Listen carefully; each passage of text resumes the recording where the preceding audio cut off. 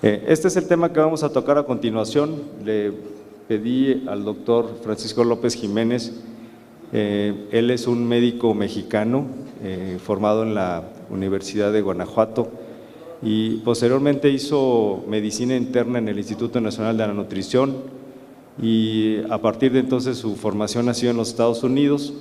Tiene un entrenamiento, una maestría en epidemiología por la Universidad de Harvard y es cardiólogo también, graduado por la Universidad de Harvard. Y en los últimos años se ha venido dedicando básicamente a los factores de riesgo vascular y me da mucho gusto que haya aceptado estar con nosotros. Yo tuve la oportunidad de conocerlo desde que él era residente de medicina interna en la Ciudad de México y a partir de entonces he seguido la pista de Francisco en cuanto a las publicaciones, así que me da mucho gusto tenerlo. Francisco, muchas gracias por estar aquí. Muchas gracias, pues realmente el honor es mío y el gusto es un gran gusto estar aquí en la Madre Patria y estar charlando un poco acerca de algunas cosas que se me hacen apasionantes. Comencemos con la definición de qué es la medicina basada en la evidencia o medicina basada en evidencias. La definición es relativamente simple, es la práctica de la medicina clínica basada en el método científico. En base a esta definición, podríamos pensar o podemos entonces confirmar que la medicina basada en la evidencia realmente no es nueva, como algunas veces se nos hace pensar. La medicina en general ha tenido una transformación espectacular desde que se le consideraba una actividad meramente artesanal en el siglo XVII, donde a un médico se le ponía a la par de un panadero y de un barbero. La transformación hacia la ciencia fue radical a partir del siglo XVIII-XIX. Evidentemente muchas de las cosas que se saben y que se utilizan en la práctica clínica siguieron el método científico. Entonces, punto número uno es no pensemos que esto es nuevo, la nomenclatura es nueva y surgió como respuesta a una inquietud que estaba en la mente de muchos clínicos y que en algún momento dado se organizaron para darle nombre y apellido y más que nada cuestionar el modo en el que se ejercía la práctica médica. Recordemos que en 1900, prácticamente antes de 1980, en todas las décadas previas del siglo XX, lo que se consideraba ciencia o los científicos en medicina eran investigadores que se iban de ver los pacientes a un laboratorio y ahí hacían sus investigaciones y lo que de ahí se sacaba se interpretaba como que era útil para los pacientes sin que necesariamente se probara directamente en los pacientes. La primera reacción de los clínicos ante el concepto de la medicina basada en evidencias es más o menos como esta. Genera reacción de tanto incredulidad como enojo, como de malestar. Y no es hasta que se analizan los principios más profundos de lo que es la medicina basada en evidencias cuando ya se tiene mayor recepción. Ahora, esta reacción de los clínicos hacia la medicina basada en evidencias no es diferente de la reacción que todos tenemos cuando sale alguna idea o algún concepto que nos cambia la manera de ver las cosas. Primero que nada, pensemos por un momento qué tanto la medicina es ciencia y qué tanto la medicina es arte. A través de la Escuela de Medicina se nos enseña que el ejercicio de la medicina es fundamentalmente una ciencia, pero que tiene una parte donde es difícil explicar lo que hace la diferencia entre un buen médico y un mal médico y que esa parte que no podemos explicar muy bien, muchas veces le ponemos la etiqueta de arte. Sin embargo, cualquier artista nos diría que prácticamente en cualquier disciplina artística, olvidémonos de la ciencia, artística, aún ellos mismos tienen que seguir métodos bien específicos para poder lograr los resultados que ellos intentan hacer al expresar sus ideas y su imaginación. ¿Qué es lo que hacemos cuando tenemos un paciente enfrente de nosotros que busca que se le resuelva un problema? Lo que tenemos por un lado es el problema, y lo que los pacientes buscan y lo que nosotros buscamos es llegar a una solución. Ahora, el problema es usualmente un problema diagnóstico, un síntoma, una preocupación acerca de algún riesgo, o más comúnmente que el paciente ya tuvo la enfermedad y quiere ver cómo se le puede dar tratamiento para eso. Aunque pudiéramos pensar que la unión entre el problema y la solución es únicamente el conocimiento que obtenemos en la escuela de medicina y en la residencia y demás entrenamiento, realmente la decisión no es simple y es una mezcla de factores que incluyen el conocimiento por un lado, las creencias, las costumbres, la idiosincrasia del paciente y los recursos. Ahora, el concepto de la medicina basada en la evidencia se enfoca fundamentalmente al aspecto del conocimiento, por lo que cuando hablemos de tratamientos y cómo se pueden cuestionar esos tratamientos, por favor recordemos que estamos solamente abordando el conocimiento. La siguiente pregunta es, ¿qué esperan los pacientes de nosotros? Cuando estamos cuando estamos en la residencia clínica y desde la escuela de medicina, aprendemos un sinnúmero de cosas basadas en números, en porcentajes, en probabilidades, en riesgos, etcétera, etcétera. Pero si recordamos que lo que los pacientes esperan de nosotros es que ejerzamos una medicina basada en las cosas más reales y comprobadas. Realmente, si nos ponemos del lado de un paciente, podemos entender que los pacientes no están esperando que se nos ocurran ideas o que simplemente basemos nuestros juicios en las cosas más simples, sino que lo basemos en las cosas más certeras y más comprobadas posibles.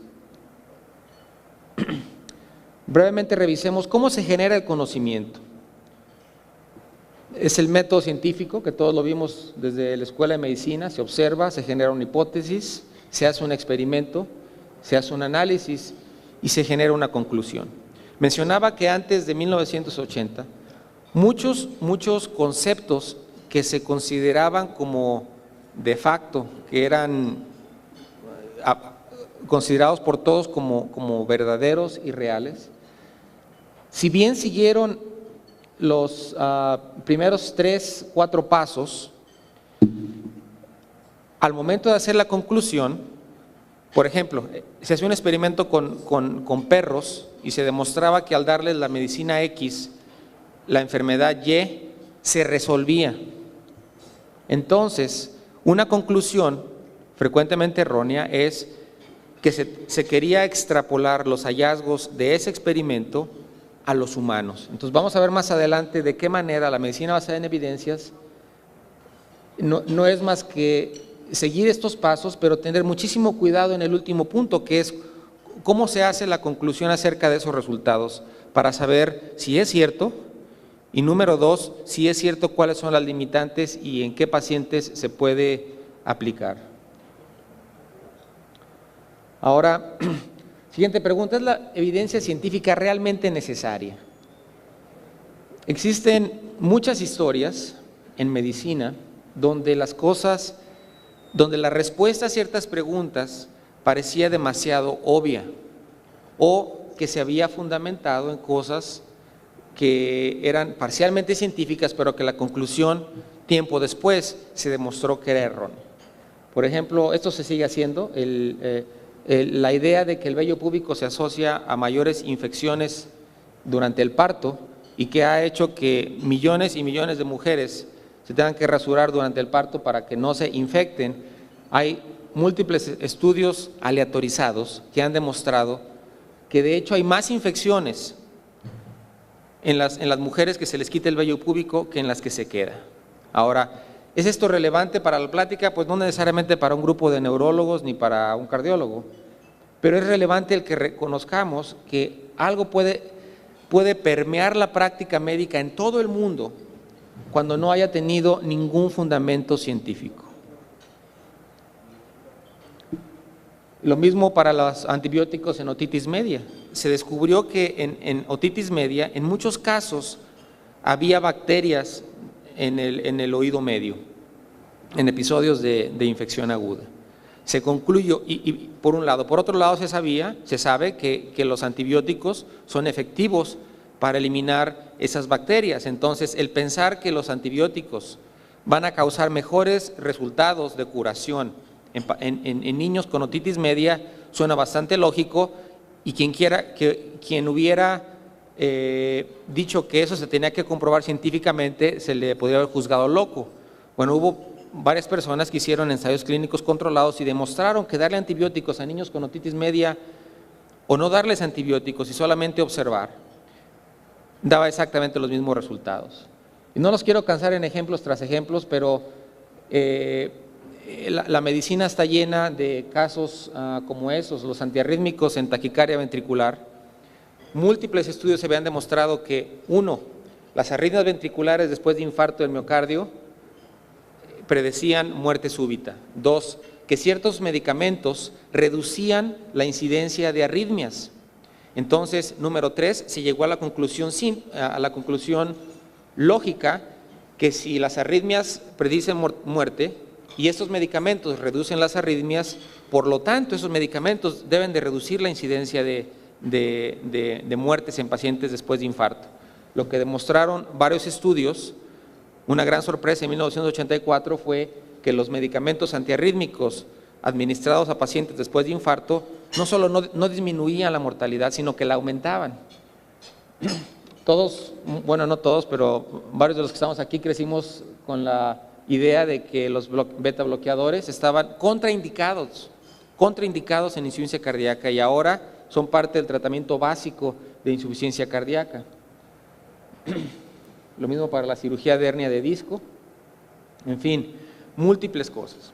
Ahora, se nos hace fácil a todos nosotros en el área médica criticar a los que están fuera del área médica y que llegan a conclusiones simplistas. Y que si algunos de ustedes recuerdan el agua del Tlacote, ¿alguien lo recuerda eso? Fue por ahí por finales de los 80s, principios de los 90s. Fue un fenómeno en Querétaro que abarcó proporciones internacionales. Resulta que un agua que salía ahí de un pozo, de un manantial, le encontraron propiedades curativas extraordinarias. Entonces, de un grupo pequeño se llegaron a ver filas que duraban 2 días completos en tener su agua. Bueno, todos los que estamos en el área médica, de una manera sufrimos el tener que discutir con los pacientes que eso no servía para nada. Y tratábamos de ponerles todos los criterios del método científico y esto y lo otro. Los pacientes decían, bueno, es que mi vecina tenía diabetes y tomó agua y se le quitó. ¿Y quién puede argumentar en contra de eso? O que tenía un dolor y se le quitó. Y entonces uno dedicaba tiempo diciendo, bueno, es que el dolor a veces se quita con el placebo, etcétera, etcétera. Y para mí fue una fascinación ver todo eso, porque en ese tiempo estaba en entrenamiento en nutrición y también estábamos ya viendo los conceptos de epidemiología clínica. Y al analizar las cosas que como médicos hacíamos, honestamente, no había mucha diferencia entre lo que los pacientes y la gente que les daba el agua del Tlacote pensaban, con lo que aún nosotros en medicina interna hacíamos y lo que los pacientes que veíamos pensaban, que lo que les dábamos era una cosa maravillosa y que se iban a curar cuando realmente lo que estábamos haciendo no tenía ningún fundamento científico. Por lo tanto, reconocemos todos que la diferencia entre la medicina y otros oficios sanadores es finalmente su fundamento científico, nada más. Ahora, ¿podemos cuestionar acaso que la medicina moderna no es científica? Decíamos que la medicina ha tenido una transformación de manera positiva impresionante, pero es importante reconocer las limitantes y ver y reconocer también lo que no sabemos. Se ha demostrado que si acaso 20% de las cosas que hacemos en medicina en general, no solo neurología o medicina interna, han llevado el curso del método científico de manera estricta. Quizás sea exagerado 20, pero si le ponemos un 50%, pensando qué es lo que se hace en todas partes del mundo, es algo como para ponernos a pensar. Y lo que tradicionalmente con lo que tradicionalmente se lucha es la experiencia personal contra lo demostrado científicamente. Y les estaba comentando ayer en una cena a varias personas que cuando en 1992 en el Instituto Nacional de Cardiología no se usaban los trombolíticos y ya habían pasado 10 años de que los trombolíticos habían demostrado grandes cosas en muchísimas partes, para infarto del miocardio, no para eventos vasculares cerebrales. Pero ahí empezó todo. Entonces, cuando le preguntamos a un cardiólogo del instituto que por qué no usaban trombolíticos, y dijo, no, es que se lo hemos dado a 3 pacientes y los 3 se murieron, por lo tanto los trombolíticos no sirven, cuando había habido 10 o 15 estudios aleatorizados que habían demostrado beneficio. Entonces, este concepto de la experiencia personal, si bien es muy importante y no puede haber un buen médico que no tenga buena experiencia o que no base sus cosas que no le piense 2 veces antes de hacer cierta cosa cuando esa cosa le ha dado malos resultados, a basar todo lo que hacemos en nuestra experiencia.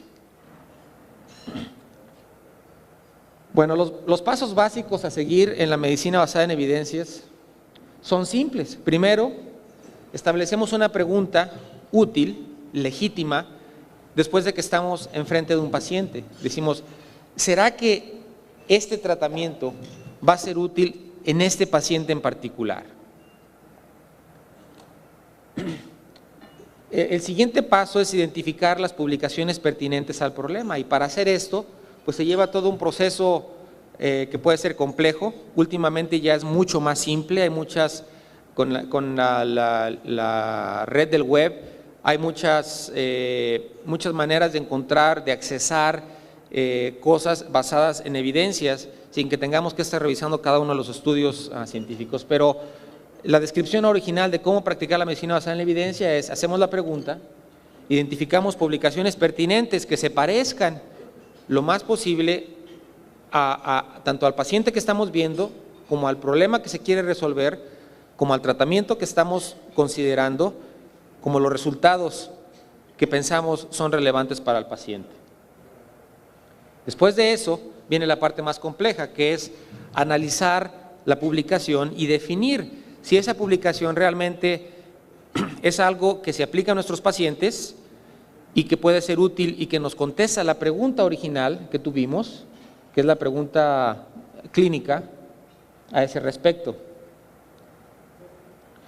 Y finalmente, ya cuando obtenemos eso, es aplicar ese conocimiento en la práctica clínica. Ahora, por supuesto que si estamos viendo 20 pacientes al día, no podemos hacer 20 revisiones exhaustivas de las publicaciones científicas, pero lo importante es que tan solo el seguir los pasos 1 y 2 son un gran avance, porque a partir de ello podemos encontrar ya revisiones que fueron hechas por gente que se dedica exclusivamente a esto y que nos da básicamente las respuestas digeridas.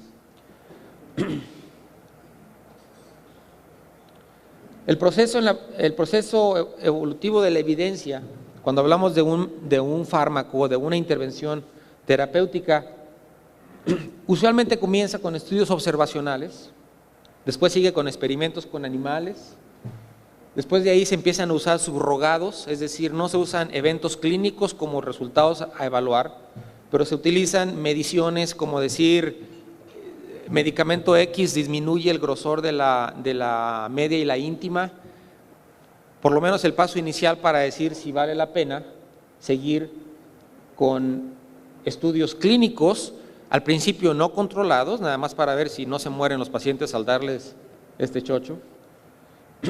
Después pasa a los ensayos clínicos controlados, usualmente doble ciego y aleatorizados. Y ya después de eso se define si la intervención, que parece ser buena, es costo efectiva. Ahora, en los últimos 15 años, la tendencia es, en las guías de manejo, a evaluar todo lo que hacemos o supuestamente sabemos en niveles de evidencia. Y eso es quizá el aspecto más importante, porque como les decía anteriormente, cuando leemos guías de manejo, de una u otra manera ya ciertas personas digirieron mucha información y nos están tratando de poner lo que es la mejor evidencia. Ahí nos vamos a dar cuenta que no todo lo que se sugiere y no todo lo que sabemos tiene los mismos grados de evidencia. Les decía anteriormente, no tiene nada de malo no saber todo, no hay alguien que sepa todo. Lo que sí hay de malo es en que no sepamos lo que no sabemos, y eso se aplica a las guías de manejo. Por ejemplo, hay recomendaciones de manejo que tienen evidencia sólida, ensayos clínicos aleatorizados, doble ciego, etcétera, etcétera, tienen la mayor evidencia de que tal fármaco o tal intervención es buena. El siguiente nivel es que la evidencia es fuerte, pero no es concluyente, no llega a ese punto. Después, el siguiente nivel es que algunos estudios sugieren que puede ser bueno, pero no hay nada, pero finalmente es lo mejor que se tiene y lo único que se tiene. Y finalmente es que no hay evidencia. Ahora, finalmente hacemos muchas cosas que no tienen evidencia, pero que hay algo que sugiere que sea bueno. Y muchas veces terminamos haciendo eso. Les digo, no tiene nada de malo en hacer cosas en las que no hay evidencia, siempre y cuando reconozcamos que falta la evidencia, porque es el reconocer que falta lo que hace que los investigadores busquen la respuesta a esas cosas. Brevemente, obviamente en 25 minutos no se puede revisar todo lo que es medicina basada en la evidencia, pero voy a revisar. La transformación hacia la ciencia fue radical a partir del siglo XVIII-XIX. Evidentemente muchas de las cosas que se saben y que se utilizan en la práctica clínica siguieron el método científico. Entonces, punto número 1 es no pensemos que esto es nuevo, la nomenclatura es nueva y surgió como respuesta a una inquietud que estaba en la mente de muchos clínicos y que en algún momento dado se organizaron para darle nombre y apellido y más que nada cuestionar el modo en el que se ejercía la práctica médica. Recordemos que en 1900, prácticamente antes de 1980… vascular, y me da mucho gusto que haya aceptado estar con nosotros. Yo tuve la oportunidad de conocerlo desde que él era residente de medicina interna en la Ciudad de México, y a partir de entonces he seguido la pista de Francisco en cuanto a las publicaciones, así que me da mucho gusto tenerlo. Francisco, muchas gracias por estar aquí. Muchas gracias, pues realmente el honor es mío y el gusto es un gran gusto estar aquí en la madre patria y estar charlando un poco acerca de algunas cosas que se me hacen apasionantes. Comencemos con la definición de qué es la medicina basada en la evidencia o medicina basada en evidencias. La definición es relativamente simple, es la práctica de la medicina clínica basada en el método científico. En base a esta definición, podríamos pensar que, o podemos entonces confirmar que la medicina basada en la evidencia realmente no es nueva, como algunas veces se nos hace pensar. La medicina en general ha tenido una transformación espectacular desde que se le consideraba una actividad meramente artesanal en el siglo XVII, donde a un médico se le ponía a la par de un panadero y de un barbero.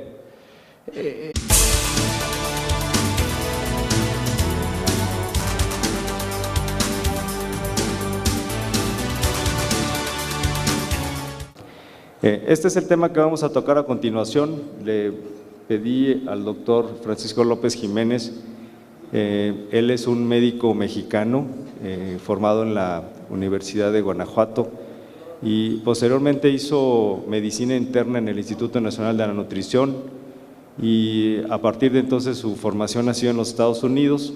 Tiene un entrenamiento, una maestría en epidemiología por la Universidad de Harvard, y es cardiólogo también, graduado por la Universidad de Harvard. Y en los últimos años se ha venido dedicando básicamente a los factores de riesgo. En todas las décadas previas del siglo XX, lo que se consideraba ciencia o los científicos en medicina eran investigadores que se iban de ver los pacientes a un laboratorio y ahí hacían sus investigaciones y lo que de ahí se sacaba se interpretaba como que era útil para los pacientes sin que necesariamente se probara directamente en los pacientes.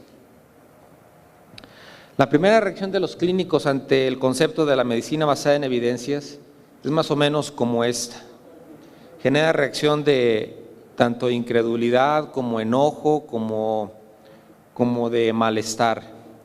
Y no es hasta que se analizan los